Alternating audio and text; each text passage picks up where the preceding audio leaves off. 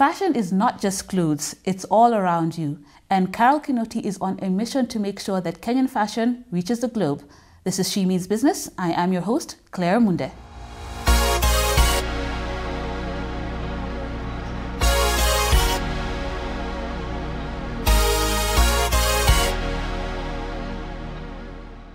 Hi, Carole. Hey, how are you?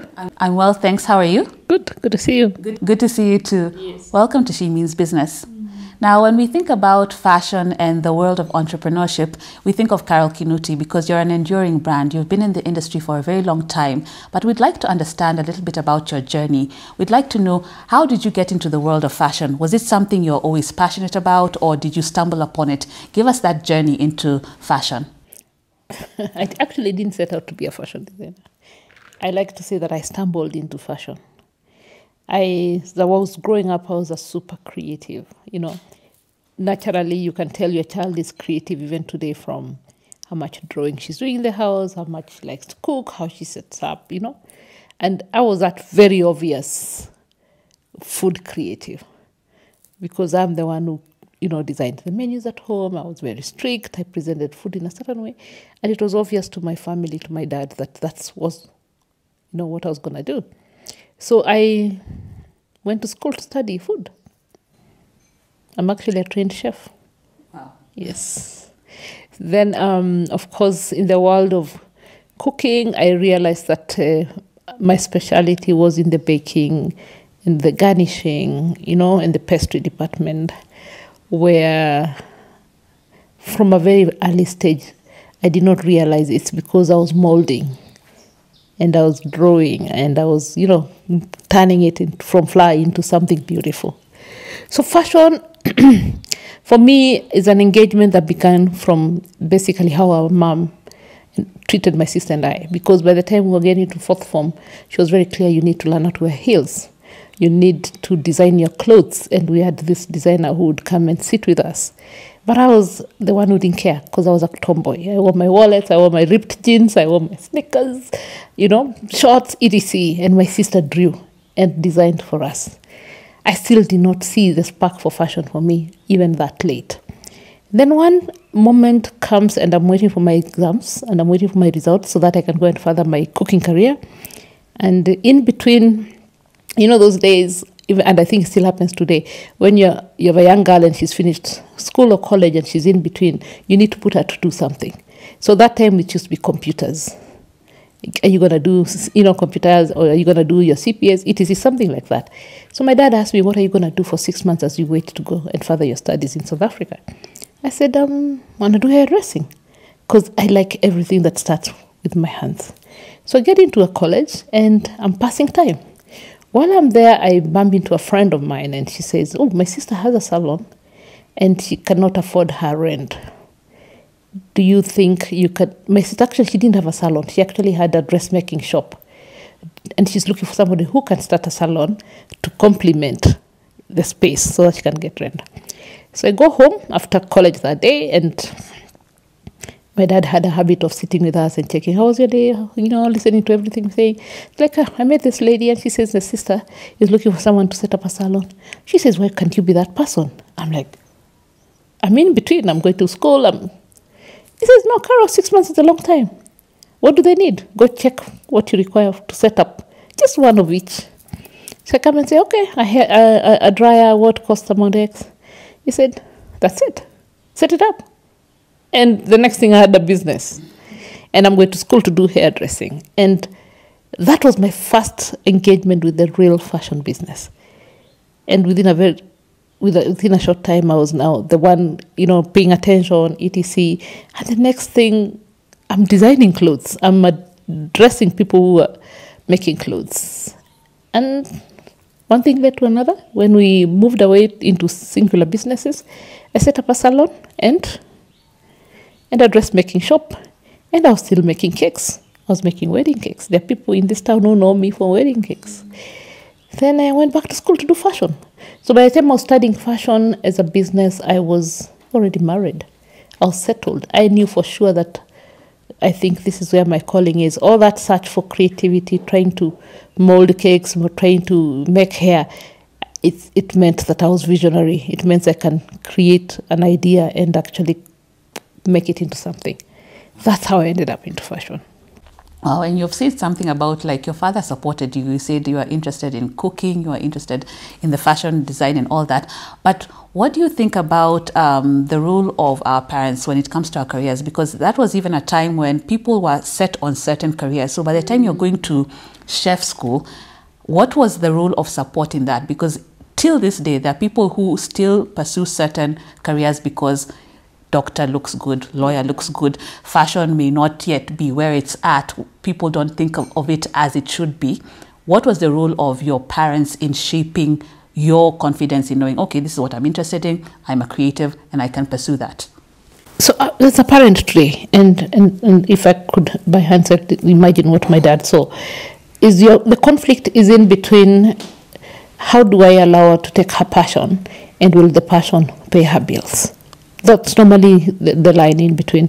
So I think it takes a bold parent to say, you know what, I'll support you to follow your passion regardless, especially because art and fashion in this country has not yet been transformed properly into business, into entrepreneurship.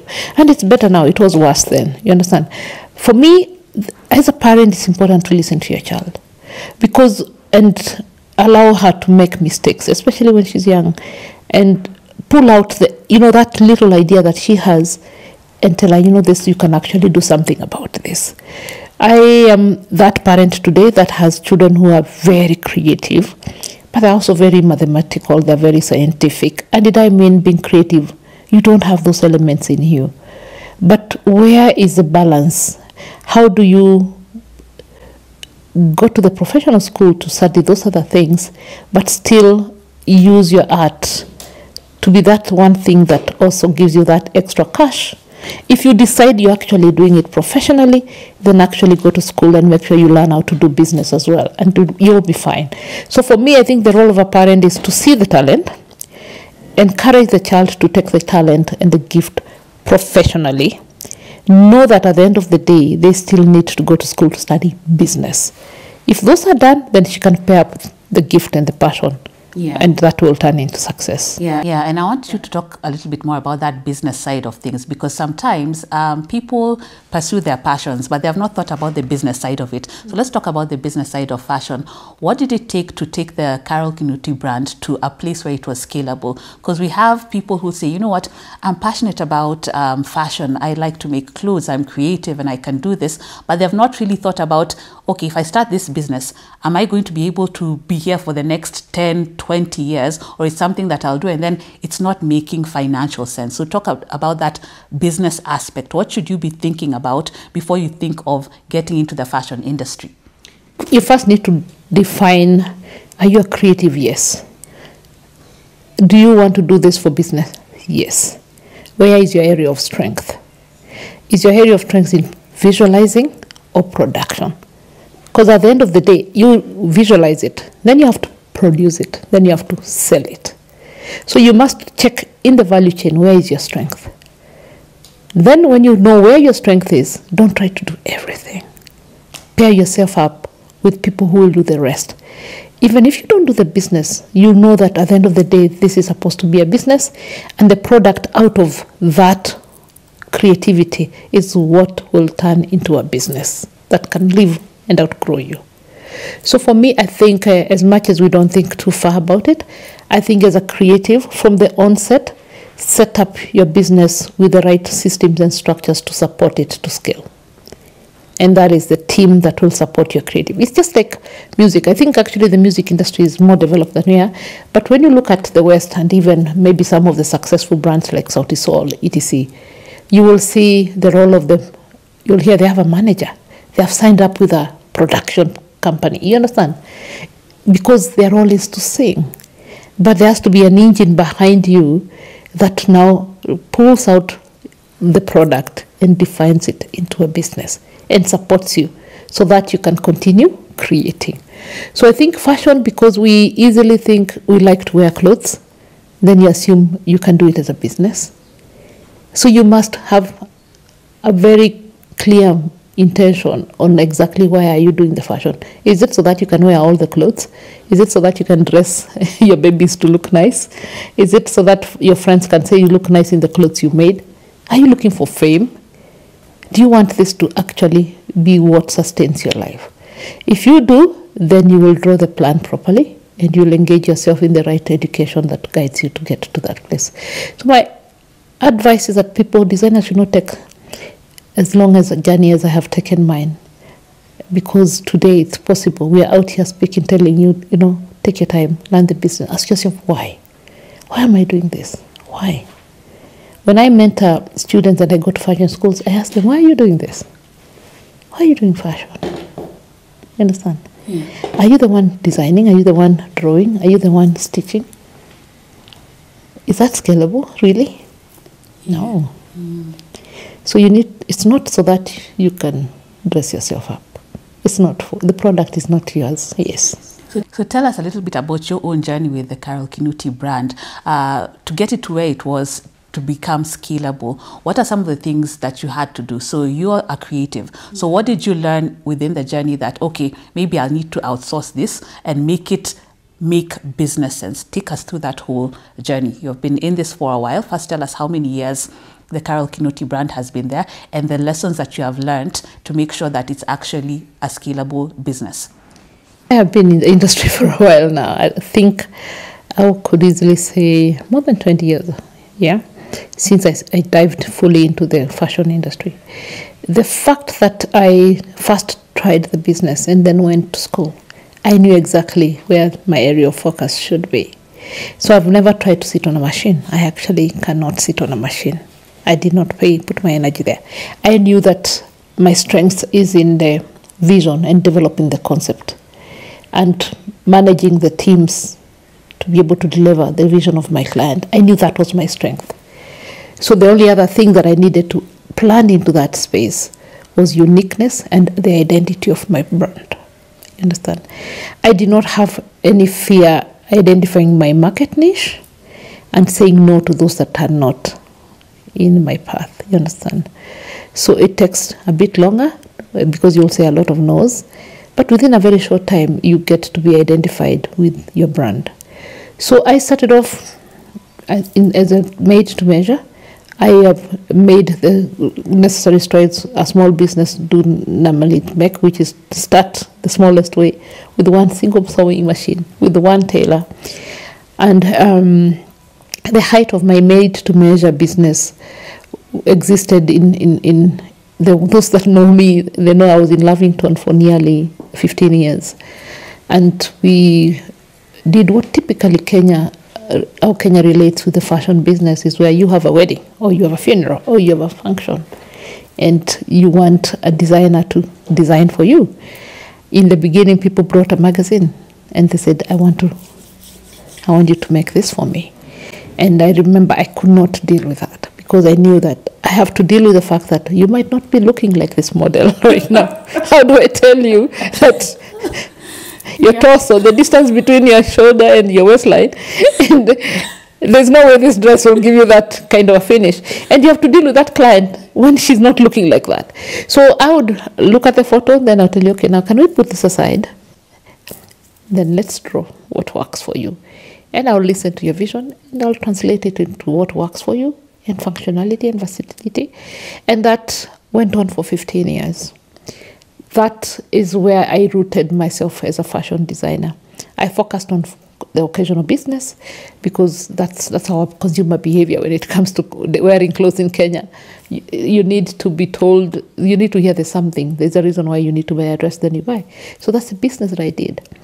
But within a very short time, I knew that the uniqueness of the brand and the identity needs to be defined. And I started out traveling and bringing unique fabrics, introducing beadwork, personalizing the design to your personality. And the brands are forming, and people are understanding how I work, and started receiving customers who allow me to be, because they know at the end of the day, with trust, I'll get them to where they're going. And I had a beautiful 15 years with personalized engagement with customers, and then I got tired. Woke up one morning and I'm tired. I'm tired because it's very emotionally involving. It's shopping is therapeutic. You need to remember that, and you're also soaking in a lot, and you're giving a lot. And at a personal level, I realized that I can't do it anymore. And that's when I started asking myself the right questions. So now that I'm tired, so what happens? you know? And I'm like, oh my goodness, guys literally drive here and drive out when they don't find me. So that's why I can't, I've given everything, you know, and I can't transfer that because that's me, it's my story that they trust, because there's no link between me and between them and the tailor. The tailor receives instructions from me, you know. If I have a team that supports me, they're translating my relationship, you know. But how do I sustain this brand, you know? How do I keep the promise? So I stopped and took a sabbatical. I just took off and said, no, I can't do this anymore. I need to lock it. I need to go and review. By then we were running our production unit 24 hours. Because our story was, we can turn it around for you in a day, in 24 hours time. You know, you can just get up and go and look unique where you're going. So the next phase of that business was, after the soul searching, was how do I make sure that this brand grows with my presence and without my presence? How do I harvest the 15 years and now grow it into something bigger than, you know, from the foundation? Because I think those were foundational years for me. I went back to school. Luckily, you know, you can take a sabbatical and end up elsewhere. Yes. Luckily, I ended up in Strathmore Business School. And I threw myself in an environment that had everybody else but a designer. I actually think the only other person who was close to what I was doing was Connie Alwatch, but she's a stylist.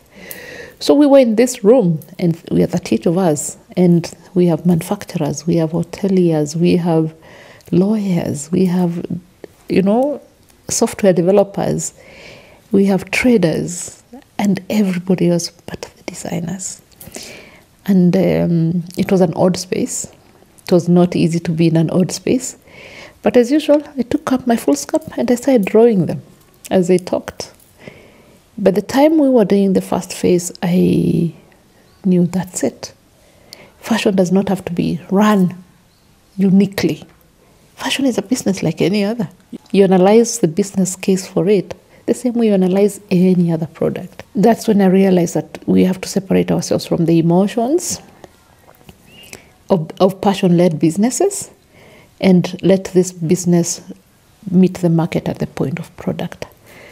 And I knew, fine, I need to go back and evaluate, because my biggest fear at that point is, I'm going to lose my 15 years. I put in so much, you know.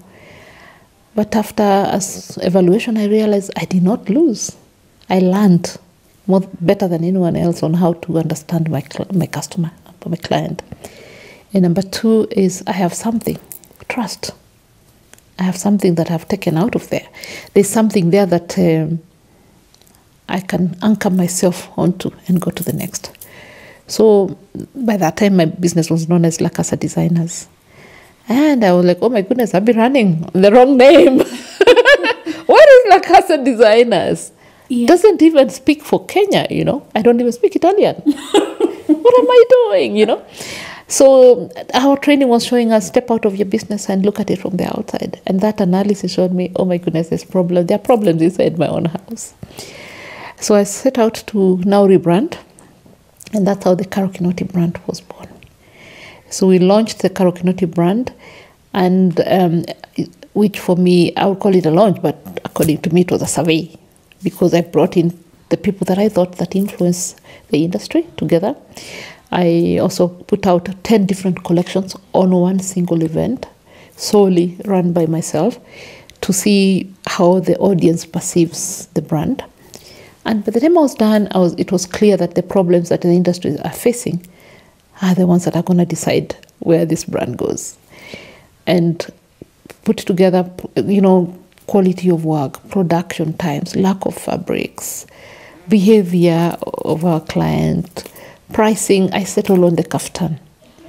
And the kaftan became the first product line that defined my brand. So we brought in fabrics from India, Indonesia, and beyond that was silk-based. When you look at the history of kaftan, it's from the Arabic world. It is one of the things that we call dira today. We call it all sorts of names. Across all cultures, we wear it differently. So the product can outlive, can grow, can be produced. 8 of them can be made in a day. And I set out now to grow and scale the kaftan. Then I stumbled onto the next obstruction, which was, oops, cost of putting stores in the supermarkets is impossible. How do I scale? I'm importing this fabric, but when I go to my manufacturers, these pieces are only available at most 4 units. If I put it out onto the market, Kenyans, I want like that one. I can't find it again, So I knew this was not going to be easy. Then how do I solve this problem? High cost of requirements for finance, cost of marketing is too high. How do I, Then I said, Carole, if I have struggled for this long, if I have had the opportunity to make all this and meet all these clients and do close for this kind of client, what about those that have not even begun? Because this problem is bigger than me. This problem is not just about even locally African. It needs a lot of more of us to even realize that we need to actually support our own creativity. So I said, okay, fine. Now it looks like I need to change this game. So I went back to Strathmore. And I told Strathmore, listen, I've done a survey and realized you have agri sorted, you have medical sorted, you have legal sorted. What are you doing about the creatives? They said, as we don't work with creatives, we're here to do business. We don't even understand you guys. So I said, look, the only thing I can offer is myself and my time and my experience. Why don't you use me to learn? Because look at the number of people who are in this world or this market or this country that use talent. If we organize this industry, we're going to get somewhere. So they bought my story. And we agreed, let's first start by analyzing even the MOU. In the process of drafting the MOU and understanding how the MOU is structured, is when I realized most of those things I'm telling them to do, I haven't even done them myself. So there's still no example for Strathmore to work with. So by the time we got into the readiness of the MOU, I had written my list of where to begin. And I said, I'm going to pilot and sample everything. So that as we scale, we have some kind of reference. So I slowed down on the implementation of the MOU and stepped back to develop now processes within which we can use to actually interpret this MOU. And I said, okay, what do I have? My talent and the dress. And when I look at Kenya, what do I like to do the most is bidding. Where does bidding come from? Maasai land. So across the continent, across the Nini, bidding is one of the things that we all seem to do culturally. So I'll start with the Maasai people because they are able to keep wearing the beads. They're able to use them for trade. And their growth has not affected their culture as much as the rest are. So I looked out for somebody who can guide me to the right community.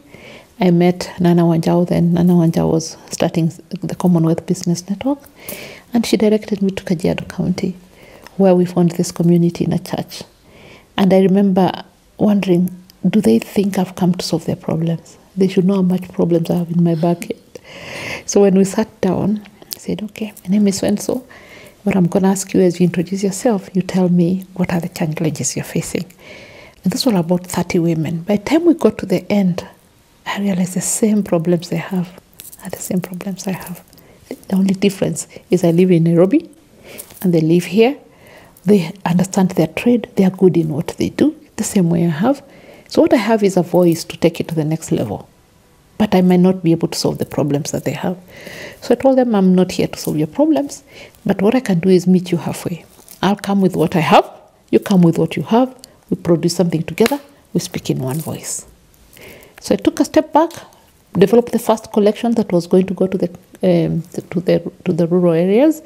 Went back to the ladies. I told them I have a suitcase of my new collection. I laid it out. We sat on the ground, and I told them, okay, tell me what you think we should do. And it was so beautiful because they started telling me, we beat this here, we think we should put it here, we should put it here. Until today, I've not tried to change them. Because changing them, then you remove what they solidly have. So pick whatever colors. I don't mind, just put them up. When we were done, we named the collection the Habu because I realized, I told them, you're sitting on gold. And we've looked for this for so far. So we launched the Habu, the first collection, in the collaboration with Fashion on the Road then, because now I was on the road a lot. I said, oh, this fashion is on the road, Registered Fashion on the Road and launched the first Fashion on the Road collection in Kajiado, in the wild, with the women, because I needed them to see that this product is most likely what you wear every single day. But when it gets to me, I don't wear it the way you wear it. So maybe part of the reasons why it's not meeting your market is because you are assuming we are going to interpret it the way you do. So you've got to standardize, pick out one, price it properly, and get it out. In the midst of this, there was so much education that was required. Pricing, delivery time, behaving, understanding your consumer. And that's how Mavazi Elevate program was registered. Because I realized I have to pair myself up with education and now production of the product and meeting the market, because when the product is ready, it has to find its way out of there to the market.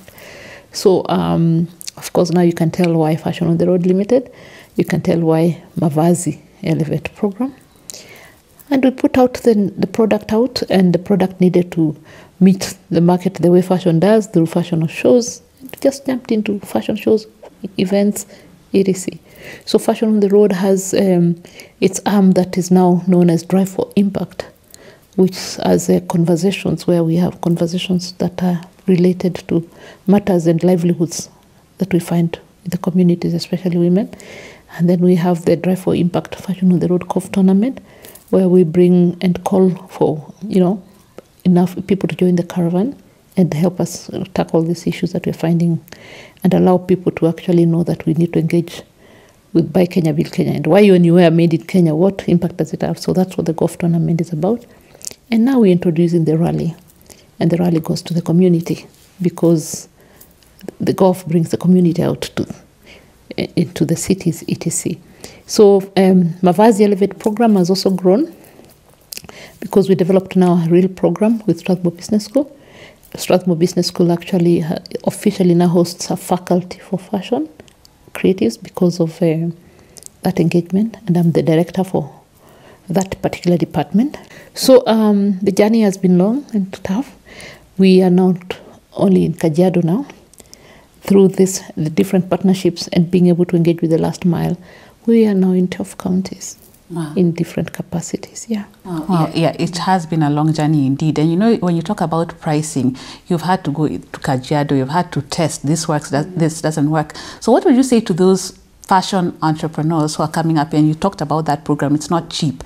How do they get into a space? Because as you said, it's a flooded market. People will think, oh, okay, this costs this much, I could get it for cheaper. And as you said, you don't fear saying this is my price and I know why it's this price. But what would you say to those upcoming fashion entrepreneurs when they think about all the input that comes into this and the cost of production? It looks like such a huge venture. How will they get to that level where, okay, I can be where Carole Kinoti is, yet they're just starting out? Number one, because they are entering a market, or they're in a market that, first of all, appreciates African-made. When we began, people prefer to tell you that I have my dress, you should see my dress from London, and that's what was pride then. Today, effortlessly, people show off what is made in Kenya and actually wear it with a lot of pride. So, and including the generation that actually is supposed to be moving business is actually wearing and adopting to African made. So I think, number one, they have that advantage.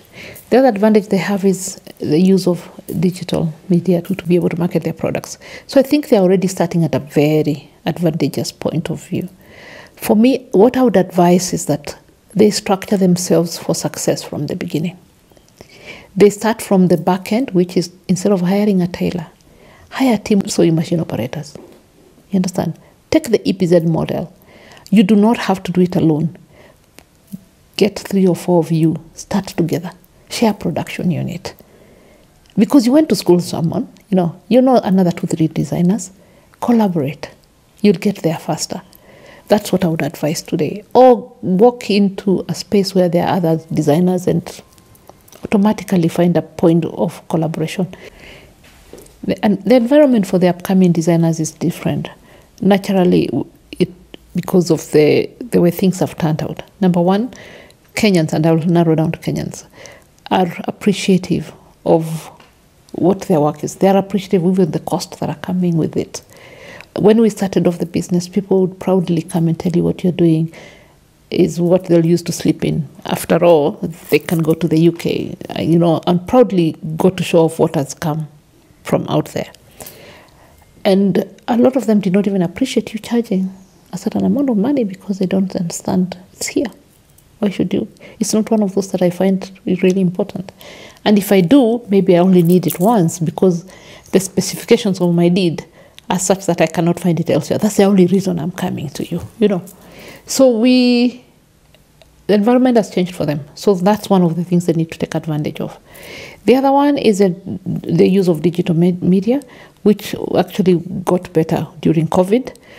Kenyans mellowed a little bit and allowed themselves to purchase without touching and feeling the product. So you can launch a full-fledged brand digitally without having to actually set up a whole fashion show and do door-to-door marketing or, do the time for growth. So those are already their competitive advantages that they have. The other one is that the industry has us, and I'm not the only one, that are mature and established, who have their doors open and willing for mentorship and internship and collaborations. I think the people getting into the industry now should allow that. What else I see today is the ability to do hybrid jobs. You could easily take another job here and draw your passion on the side. My daughter is doing a very good job with that. She just graduated from uni and she has started a MUA, a makeup business on the side. It doesn't stop her from taking another job, that will most likely translate into money for her faster. So I believe that the opportunities are better today. But define your niche, make sure you're not desperate, and let your customers know you. Educate them every single day on how you prefer to do it. And people will listen. Because in my wardrobe, even me today, I don't only wear my brand. You'll always, even you, I'm sure, and even she, there's no point at which anybody will say, I cannot wear anybody else's. I just need to understand why today I'm choosing a Carole Kinoti. Maybe you can tell us a little bit about the role mentorship played in your own journey, because you are one of the pioneers. So who were you looking up to when you were coming up, or were you just learning on the go, and now people are the ones who are now looking up to you now that you've been established? For some reason, I've always placed mentors and coaches in my life. I don't know whether it's naturally because my clients were also mature. And I have this sofa set that I can tell you I've spent hours and hours with very, very, very better people, like people with better minds, older people. And I've learned how to take my time to listen. I would say that, I don't know whether it's uniquely me, but I have picked coaches and mentors who are not in my industry, because I felt that that's where I needed more help. People that are dealing with business development, people that are in the banking industry, people are in the academia industry. And that has really helped me to realize that I need to diversify. And if you diversify, then you know that you'll not put a lot of pressure on the product, because the product development space has to take its natural course. And through that mentorship and coaching, we have diversified into training. Like, we have educational programs where I deliver consultancies to actually deliver value addition linked to markets. We have diversified into empowerment projects. We have now developed a foundation, So at the end of the day, the core is still the dress. But if I did not let myself get into the unknown and uncomfortable spaces, then I would have stayed in my narrow corner. And so mentorship for me and coaching does not mean that now I need to go and get another designer that will show me what to do. It could easily be I'll go and engage myself with a lecturer of the fashion students in school, or another path. and it will help you see the world from a different angle. It will help you see your business, which is fashion, from even somebody who engages with fashion at the point of wearing a dress and nothing else, and they'll tell you what they think. Allow yourself to go into uncomfortable spaces. I like that. Now let's talk a little bit about sustainability. You know, that agenda is very big right now. Then when it comes to fashion, you know, there's that whole cost of production that we've talked about. And so you're trying to put your costs as low as possible and still bring a product that makes sense. But now there's that move towards sustainable fashion. Tell us what you've been doing towards that and how you balance that with containing costs so that it actually makes sense. The end product is something that, yes, you have your target, your niche market, but it still needs to make sense by the time you're pricing this product in a certain way, as you're saying that I used sustainable ways to produce this item. Sustainability is a wide word to be used. For example, I look at sustainability in different ways. One is simply as simple as, can this survive without me? That's one ways of sustainability. Can these projects sustain themselves, you know? Then there's the eco-friendly and ethical ways of production, you get. So for me, it's in the value chain as much as possible, engaging with other producers that can handle some of those costs. I'll give you an example. We have developed 100% made in Kenya cotton. Some of the practices expected in the industry worldwide about production of fabric are adopted by that industry and that thicker clothing mills. So by extension, I adopt those sustainable, you understand? Then my beadwork processes ensures that the communities have financial inclusion now, are ethically taken care of as we're doing the production. If they are going to work at the EPZ, we have given them that kind of education. So that is a claim that comes onto my garments as well. So it's possible to engage with like-minded partners in the value chain that are already adopting to some of those practices, and that attaches to your claim. And most of them have the ability to do large-scale, low prices, and that enables us to also price the garment in a friendly manner. Because sustainability is not just about saying, have recycled products. You need to be able to say that the way you manage the waste, you know, the way you, the people that are employed in the industry that produce the fabric, you know, you should be able to even say, this is how I dispose, you know. This is the packaging I use. That's still in the story of sustainability. This percentage goes back to this community. You're still in the story of sustainability. Because sustainability is talking about 17 SDG goals. There are very many. So it's possible to narrow down. Our organization alone is tackling at least 7 in the process because of the different communities that we work with, because of the person that we actually aim at, because of the partners we have brought into the room, because of the advocacy that we put out there.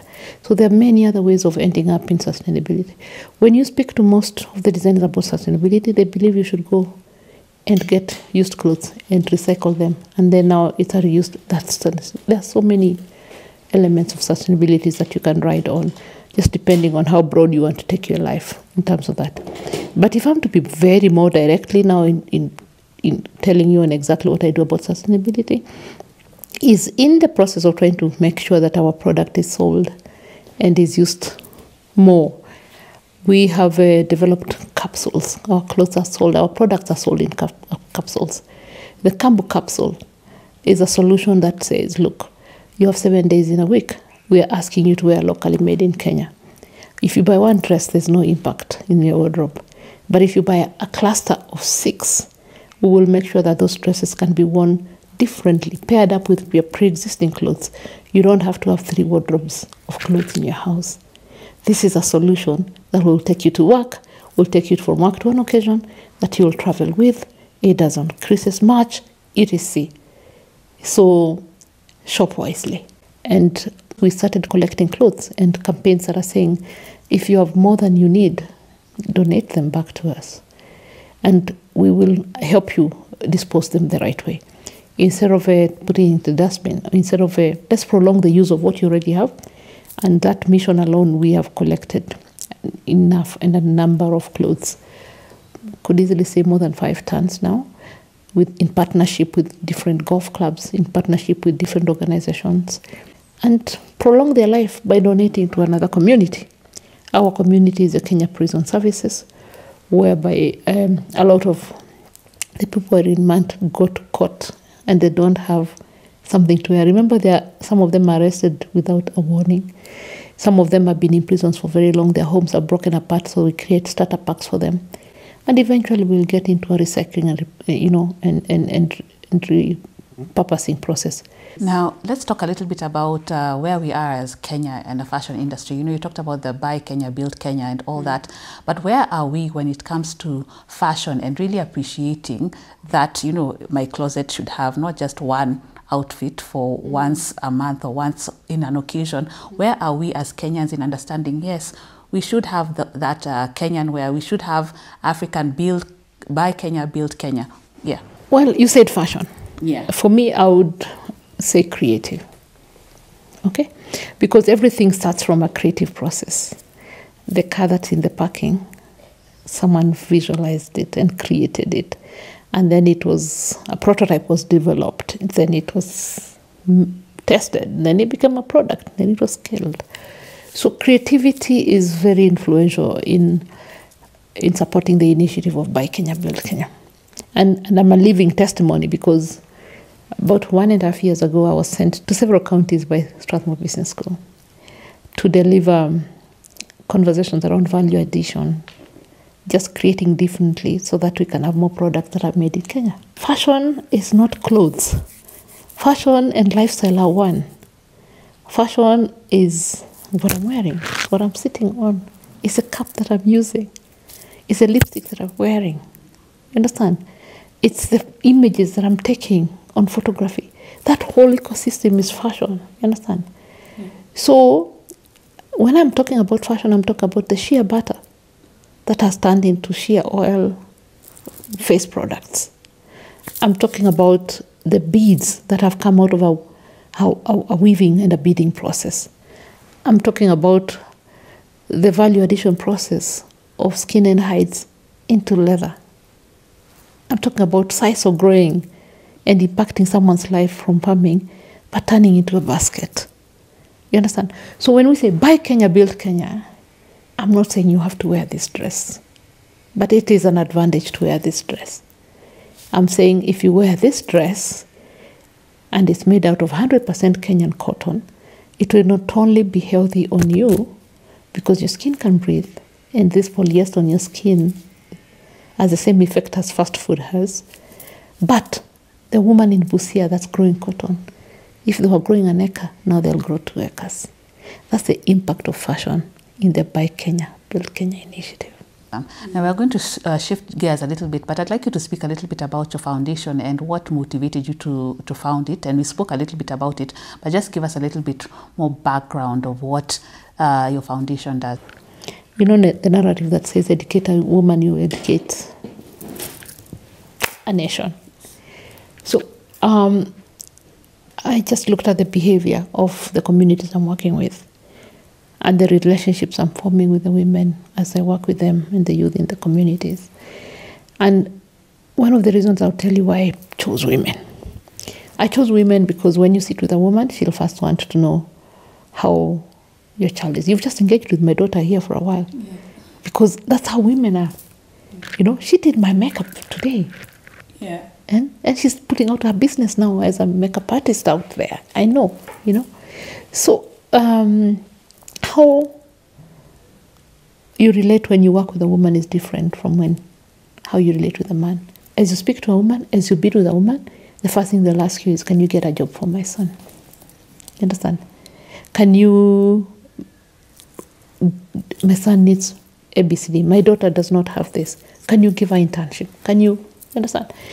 So that's how just the woman is structured.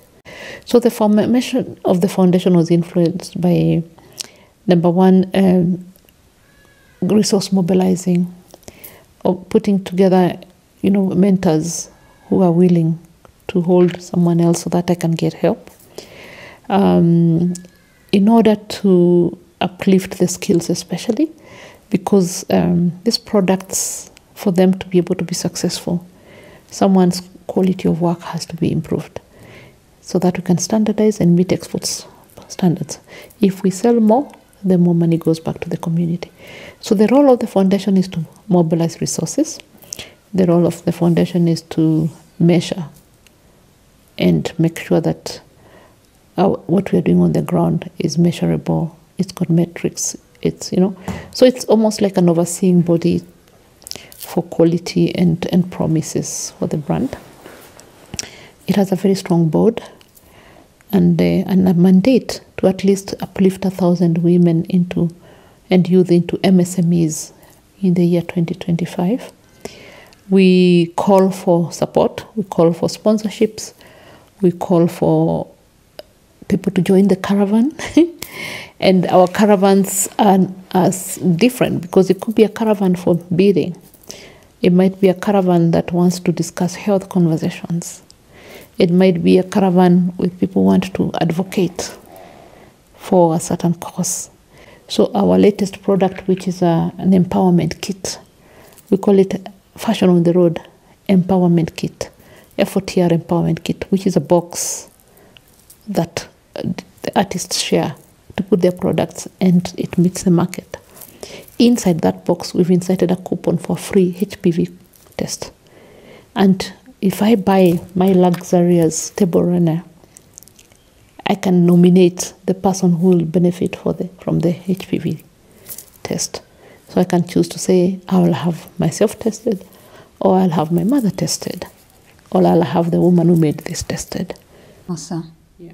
And these are some of the runners that you... Yes, these are some of the runners. We actually have started with what we're calling a home essentials kit, which is just table runners made out of 100% Kenyan cotton. When you look at the label, you'll see clearly. I'll show you. See? It's written FOTR Africa, from farm to fashion. I've just told you about the story of the farm. And this is the brand Kenya. So the scaling of this supports and increases the use of cotton. Therefore, it impacts the women we've met in Busia, as an example. We have chosen and designed the prints ourselves, following the themes and the story of Kenyan behaviors. The message of love, the message of patriotism, Christmas message. These prints can even be interpreted to suit your corporate colors because they are gift items. Then we have the table napkins. We have beaded cuffs. We have table coasters. But inside one kit, you should be able to see the community of Machakos made the coasters through a weaving process. The Maasai women beaded the cuffs that hold the napkins. The Busia women grew the cotton. The Kibera women of Shofko stitched the table runners. Hence, the empowerment kit. The moment you buy it, all those people are empowered by extension through the program. And now with an addition of the HPV kit, we intervene by taking medical support to the communities.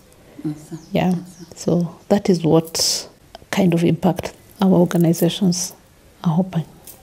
Now you've talked about, the heart of a mother and the impact that it has. Maybe you can tell us about your own journey, as you are building your brand. What are some of the challenges you faced raising children and building a brand and making sure that you have your personal life in check as well as your professional building this business? A mother of two, 23-year-old daughter, Kambura. Philip is 21 years old. I would say it takes a toll on you as a person because of the giving ability that a mother has to put on the table. We wear makeup, we wear nice clothes and heels. But at the end of the day, the struggles that come with making sure that even your own has not been overlooked also has your attention. The same way the business is demanding for the attention. The same way the client demands for attention. Which bracket do I make sure that my daughter and my son receive my mentorship as well? That for me has always been the biggest push and pull. At a personal level, I think I'm a boxed person. I have boxes. And I'm the kind of person, if this is what I'm dealing with, I immersed myself in their box and I moved. So I boxed the life of my children the same way and said, okay, 0 to 10, I will take you to school, I'll pick you up, I will be in your face. But something has to give.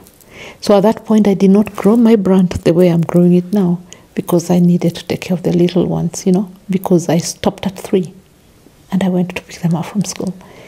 And I knew that time T, they'll no longer be, they'll just not be 0 to 10, they'll get to the next level. They're growing, And maybe social life will suffer. It's okay. It's just for now. Then we go to the next phase. Now they are teenagers. And I have a home in the village that also requires my support. But this has to wait now because my teenagers cannot be left unattended. Job has to work because I need to feed them. So now this is what I'll do at this moment. The other thing I did is I worked with my children a lot. I brought them along. And when I brought them along, they would see how I'm relating. They would see how I'm engaging. They will know how to talk to an older person without fearing the person. They will see me hustling, So I did not separate them. And maybe because I'm self-employed, I'm able to bring them to my office. There's somebody else who is not able to bring them to the office, and you need to allow that space. But I carried them along. And by the time, I remember my daughter left at 16 for school abroad, and I was left with my son. And he spent a lot of time with his phone taking photos, and I told him, no, I need you to sit down. And I need you to tell me, if you take for me 10 pictures, how much will you charge me? And you don't want to sleep with your supplier in the same house.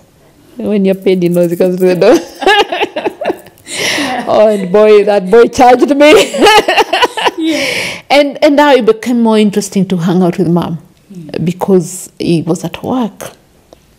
And he would invoice and he would see his reward.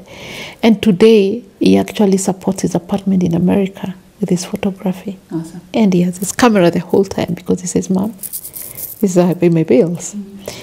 And I see it today with my daughter now running her own makeup business. And that does not stop her from being a political scientist. But on a Friday evening, when everybody else is going out, she's at work. And I'm like, you're 24 years old. What are you doing home on Friday? She's like, Mom, I have work to do. So for me, I would say that's because of just being in my environment and realizing I love to do makeup on myself, but I can actually turn it into a business. I love to take photos, but I can actually compact it into a product. It does not stop me. So my way of balancing, I would say, is bearing fruit, or rather has borne fruit. And I would say it was hard. It was not easy because I remember one time a client who I told I cannot come to work on Saturday. She asked me, you think those children will never go away? Wow. I need to see you at 7 in the morning. I said, I'm sorry. I can only see you on Monday. And she was actually insulting. But you just have to put your foot down. Because yes, they'll go away, but they're here now. Yeah. Let me do what I need to do here. So they left the country early, but I've continued to parent emotionally. I've continued to share what I'm going through, because if you don't share what you're going through, they will not know what you're really going through. So those are my own unique ways of ensuring that that I balance my motherhood, being a mother, and I also am understood better by them, by involving them as much as possible. And today I'm proud to say that my daughter did my makeup. Yeah. I think she did a good job. She did a good job. I'm very proud of her because she's expressing her art, because I think we all have a gift somewhere we need to use. So I hope that makes sense. But for me, it's authentic, it's easy, it's blending it in, and it's just involving them in what you do, whether it makes sense or not. I want to shift gears a little bit and get to know a little bit more about you outside your professional life. What do you do for fun? That's a hard one. So I love to travel. I love to go out and meet new people. I love the thrill of being in a place that I don't know anything about what these people do. And that discomfort always makes me a better person or a different person, or makes me grow differently. So that's one of the things that I love to do. I don't know whether I'm weird, but I like being in places that have nothing to do with fashion. Yeah. I love cooking, but a very specific kind of cooking. Yeah. Oh, which kind of cooking? Experiential. Oh, experiential cooking. Okay. Experiential cooking. Experiential cooking is basically like, let's see, what if I blend these herbs, if I blend these peppers and I grill them instead of boiling them, okay, then what do I end up with? That's my best kind of cooking. Okay. So maybe one day I'll show the world how to do that, because that's what I live through. Yeah. What kind of music are you listening to right now? Gospel. Gospel. I find it more soothing, meaningful. I think, for lack of a better word, there's a time we found music with a full sentence and we understood what the sentence meant, because that's how we were tuned. Yes. Today, I honestly don't hear much apart from rhythm and stuff. Though I kind of like live Kenya music, but I'd like to listen and follow the meaning of what the song is saying. So I stay with the gospel music because it feeds my soul at the moment. Good. And what are you currently reading? Making money is killing your business. Making money is killing your business? Because that's what I was doing before. Yeah. And when you step aside and look at the business from outside, you actually grow the business. Okay. Yeah. Okay. Now, I want you to give a parting shot, and I'd like you to look into this camera and speak to that woman who is looking to enter the fashion business or is already in the fashion business and just wants to understand, what do I need to do to make sure that I am sustainable? 10, 15 years down the line, I actually am making an impact in my industry. Speak to that woman. Take your time and draw a plan.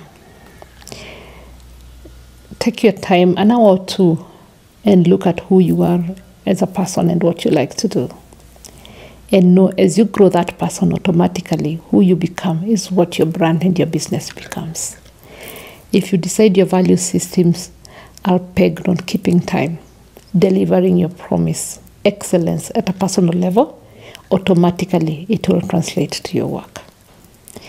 Be patient. Take everything as a lesson. And if you do that, then it will be gentle on you when it comes to something that disappoints you. Ask yourself, what does this mean?